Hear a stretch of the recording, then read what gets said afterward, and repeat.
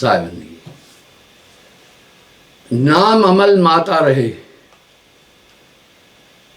सात गांठ कोपीन में,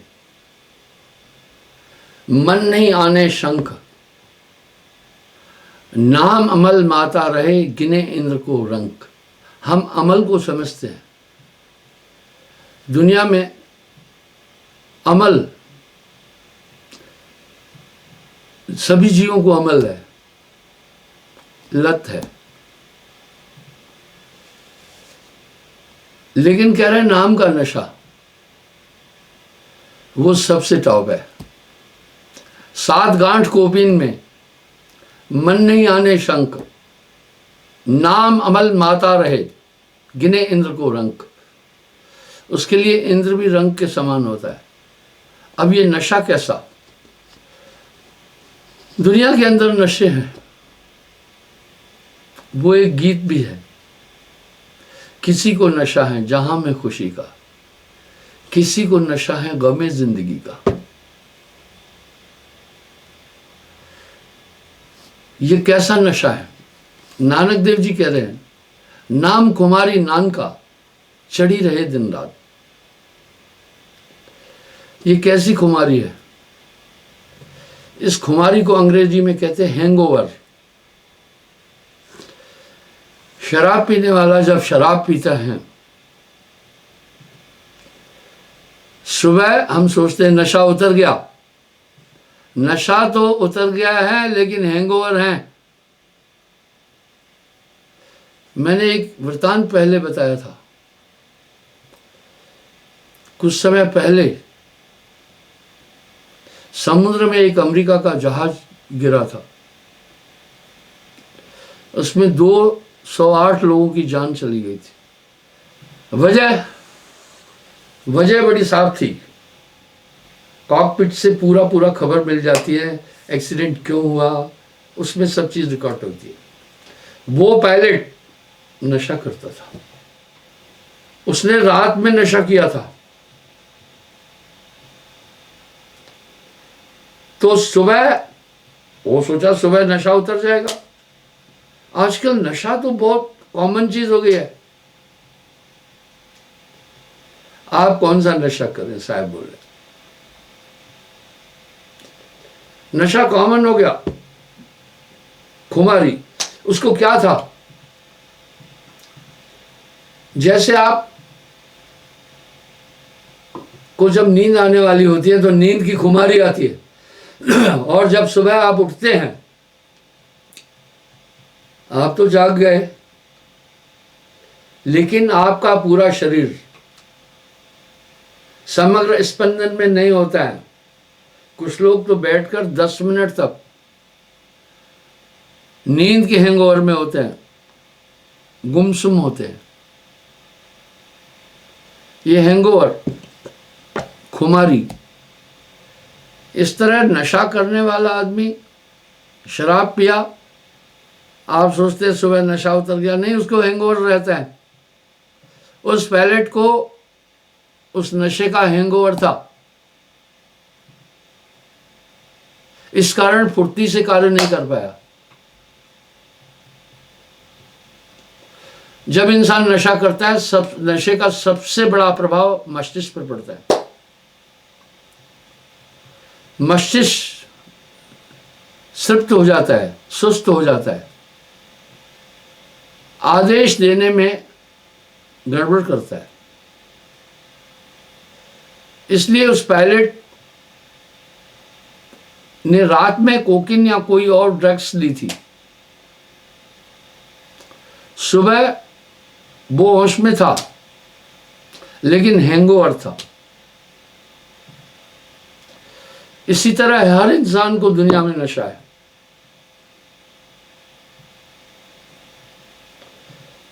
अब इस नशे को साहब एक शब्द में बड़े अच्छे अलंकार से कह रहे हैं। थोड़ा चलते हैं, दुनिया में कैसा कैसा नशा है इस पर थोड़ी बात करते हैं। बस नानक देव जी फरमा रहे हैं, नाम खुमारी नान का, चढ़ी रहे दिन रात। किसी को क्या नशा है दुनिया में कि बेटे को डॉक्टर बनाना है, ये एक नशा है। वो उसमें रम जाता है। बस दुनिया का हर इंसान इस तरह रमा हुआ है। किसी को धन का नशा है, उसमें रमा है धन आ जाए। किसी को बल का नशा है, किसी को कुटुंब परिवार का नशा है। ये सब दुनिया के नशे फीके हैं। नशा एक ही नाम का। तो जिस चीज का नशा होता है दिमाग पर, उसका अच्छा दिन रहता है। कई लोग आप देखते हैं चिंता में डूबे हुए हैं, बस वो उसी में गोते खाते रहते हैं। इसलिए नशा एक नाम का करना। नाम खुमारी नान का चढ़ी रहे दिन रात। शराब पीने वाले को भी एक नशा है, खुमारी है। स्नायु मंडल मजबूर करता है कि फिर पियो फिर पियो फिर पियो। इस तरह जब आदमी सुमरन का एक आनंद प्राप्त कर लेता है, उसके बाद दुनिया के सब नशे फीके होते हैं, वो उतरता ही नहीं है फिर नशा। नानक देव जी बड़ा वाजिब फरमा रहे हैं, नाम खुमारी नान का चढ़ी रहे दिन रात। और साहब क्या कह रहे हैं, क्षण सुमरे क्षण बिसरे, ये तो सुमरण ना है। क्षण सुमरे क्षण बिसरे, ये तो सुमरण ना है। 8 पैर भी ना रहे सुमरण सोई कहा है। जैसे कोई आदमी किसी चीज से प्रेम करता है, बच्चों से, स्त्री से, किसी से भी, तो सभी काम करते हुए बस उसका ध्यान वहीं लगा रहता है। अब यहां साहब कह रहे हैं, कामी का गुरु कामनी, 24 घंटे उसका ध्यान उसी में हो। कामी का गुरु कामनी, लोभी का गुरु दाम, कबीर का गुरु संत जन, संतों का गुरु नाम। इसलिए वो एक चीज तब समझ जाता है कि इस नशे में जो आनंद है दुनिया की किसी चीज में भी आनंद नहीं है। फिर वो उससे अलग नहीं हो पाता है। सुमरण और ध्यान का रास्ता कैसा है, पहले बड़ा जटिल है। प्रारंभिक स्थिति में ऐसा लगता है मुश्किल है। ठीक वैसे ही जैसे एक छोटा बच्चा जब स्कूल में पढ़ने लिखने जाता है, उसको जहमत लगता है, शिक्षण उसको जहमत लगती है, लेकिन जब सीख जाता है तो रम जाता है इसके अंदर। इस तरह सुमरण पहले मन को मंजूर नहीं है। वजह, मन हमेशा सांसारिक भौतिक कल्पनाओं में उलझा रहता है। अब यहां साहब क्या कह रहे हैं कि भाई सबे रसायन मैं किया, नहीं नाम समको है। उसमें एक ऐसा अनूठा आनंद है, समग्र एकाग्रता उसकी उस समय उसी प्रभु में लग जाती है। नेचुरल एक आनंद आता है। फिर यहां क्या कह रहे हैं, जो सुख पाया नाम भजन में, जो सुख पाया नाम भजन में, सो नहीं ला अमीरी में। मन लागो मेरो यार फकीरी में। कितना प्यारा शब्द कह रहे हैं। 7 गांठ कोपीन में सन्यासी लोग कोपीन बांधते हैं। 2 धोती के कपड़े होते हैं, एक सीधा कमर में यूं बांधते हैं, दूसरे टुकड़े को कांच से लेकर के पीछे हिप्स में टांगते हैं ताकि अवयव न दिखे। अगर वो भी फटी हुई है, उसमें भी गठान है, कोई अंतर नहीं पड़ता। वो 7 गांठ कोपीन में मन नहीं आने शंख, नाम अमल माता रहे गिने इंद्र को रंग। उसके लिए तो इंद्र भी रंग कहते हैं भिखारी के समान होता है। इस तरह दुनिया के लोगों को, किसी को झगड़े का नशा है, बस वो हमेशा झगड़ा चाहता है। उसका स्नायु मंडल ऐसा हो गया जो हमेशा नेगेटिव, और इंसान चिंतन है, हमेशा प्रतिशोध की भावना ही सोचता रहेगा, वैसा ही हो जाएगा, वो वैसा ही बन जाएगा। इसलिए यहां साहब एक शब्द बड़ा सार्थक कह रहे हैं, चिंता तो सतनाम की।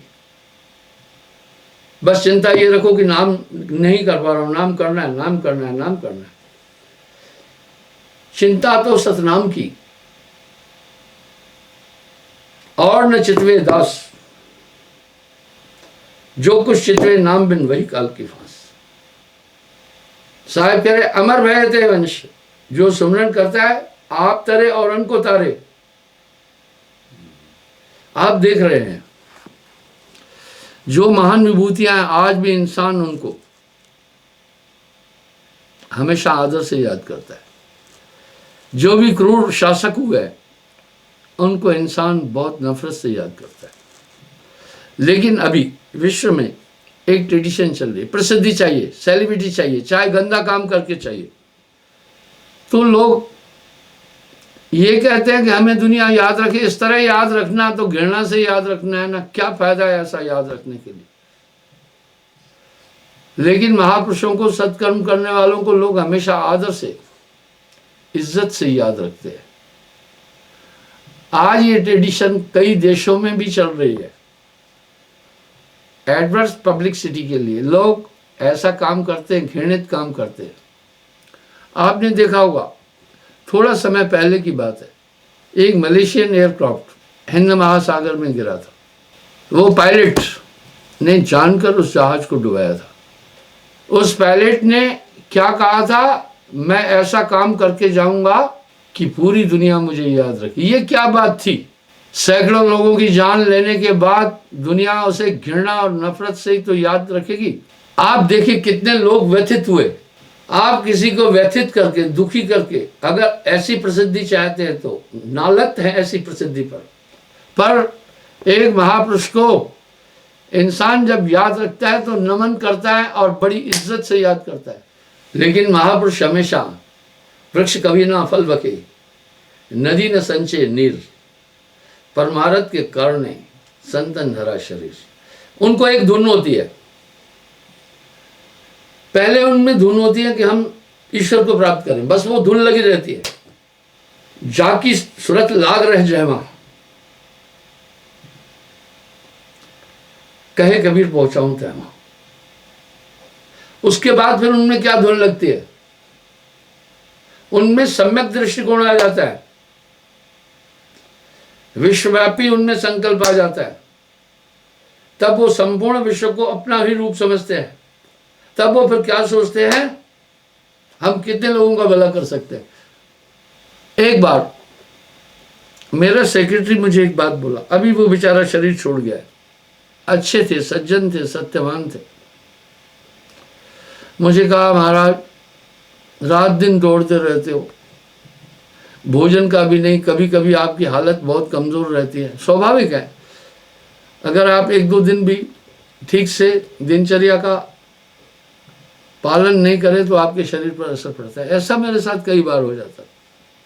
बोला यहीं रांजड़ी में बैठो, लोगों को आना होगा आएगी। मैं बोला देखो, रतन सिंह जी हेडमास्टर थे, विद्वान थे, अगर मेरी ये सोच होगी ना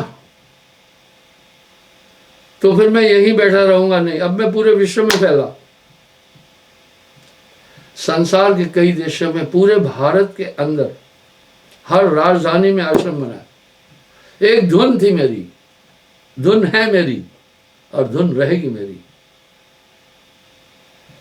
कितने लोगों को मैं सत्य की तरफ ले चल सकता हूं, अच्छा इंसान बना सकता हूं।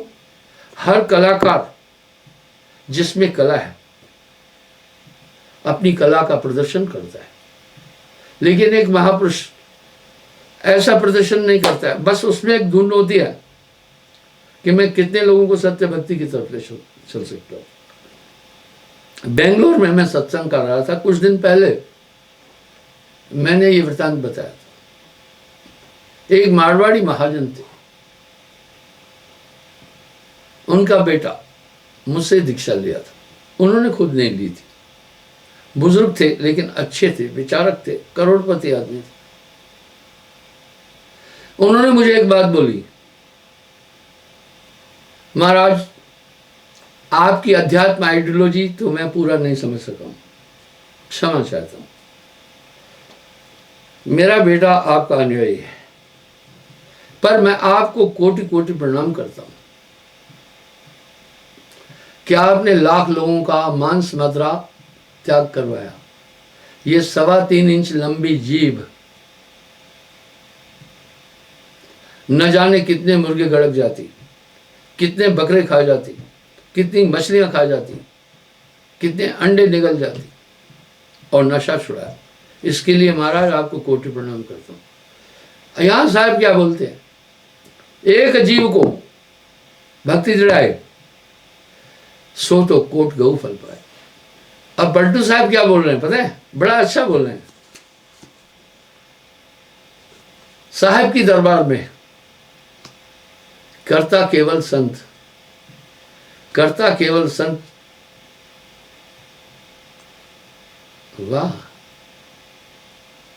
साहिब याही में राजी। वो निर्धुंद है, उसे कुछ नहीं चाहिए, उसके कर्ता उसके दरबारी संत है। यहां साहिब कह रहे एक जीव को भक्ति दृढ़ाए सो तो कोट गौ फल पाए। जो आपको सत्य पथ की ओर प्रेरित करता है वो आपके लिए माननीय बन जाता है। इसलिए मुझे एक ही धुन है, मुझे किसी भोजन की लत नहीं है। मैंने कभी अपने रसोइये को खूबी नहीं बता रहा हूं, ये नहीं बोला कि मेरे लिए आज ये बनाओ। कुछ लोग बड़ा क्रोध करते हैं। मैंने 5 रस का आनंद नहीं लेता हूं, ये जिब्या और ये विषय। उसको क्या हिदायत है, भोजन जलाना नहीं, बस इतनी, भोजन कच्चा भी नहीं रखना, भोजन में नमक ज्यादा नहीं डालना, मसाले ज्यादा नहीं डालना। मिर्ची तो मैं खाता ही नहीं हूं, उसमें भी निकोटीन है। खैर अब मैं आपको इतना कठिन रास्ता नहीं बताना चाहूंगा। तो इस तरह से कभी मैंने ये परामर्श नहीं किया उसको कि आज मैं ये खाऊंगा, आज मैं ये खाऊंगा। मन अपनी आकांक्षाओं की पूर्ति इंद्रियों के द्वारा करता है, इसलिए सबसे पहले इंद्रियों को साधना है। इंद्रियों में भी सब जालिम इंद्रियां हैं। प्रथम चक्षु इंद्र को साधे, पहले आंखों को साधना, सुंदर रूप चक्षु की पूजा। साहब ने एक शब्द कठिन भी कह दिए, सुंदर नारी देखकर, सुंदर नारी देखकर मन कुकुर सम लपटाए। कुकुर कहते कुत्ते को, बोला कुत्ते की तरह लिपटता है उसके पीछे फिर। इसलिए सुंदर रूप चक्षु की पूजा, सोच अपनी पॉजिटिव रखो, तब आसक्ति नहीं होगी। जगत के किसी पदार्थ में आपकी आसक्ति नहीं रहे, आपकी खुमारी एक परमात्मा में नहीं रहे, फिर तो पास ही है प्रकट पर दिसत नहीं, बस उसमें खुमारी लग जाए। आपको नींद की खुमारी आई, नींद आई, आप सो गए, बस अपना आप खुद ब खुद शुरू हो जाएगा। जैसे माया मन रमा, ऐसे नाम रमाए, तारा बंडल भेद कर तब अमरापुर जाए। इसलिए साहब ने नाम की खुमारी पर, नाम अमल माता रहे गिने इंद्र को रंग, सभी अमल झूठे हैं, एक ही अमल रखना। इसलिए मैंने अपने सेक्रेटरी को कहा मेरा एक ही अमल है, प्रभु की प्राप्ति के बाद महापुरुषों के पास पूरा विराम हो जाता है आगे प्राप्ति का। कबीर एको जानिया तो जाना सब जान, कबीर एक न जानिया तो जाना जाना जान। यानी अगर एक सत्ता को जान लिया उसे, उसके बाद विराम है पूरी जिज्ञासा पर। समझा, जय जाना तह निकट है, रहा घट सकल घटपूर, बाड़ी गर्भ गुमानते ताते पर गुरु। उसके बाद महापुरुषों की एक धुन होती है, हम दुनिया के लोगों को उस तरफ ले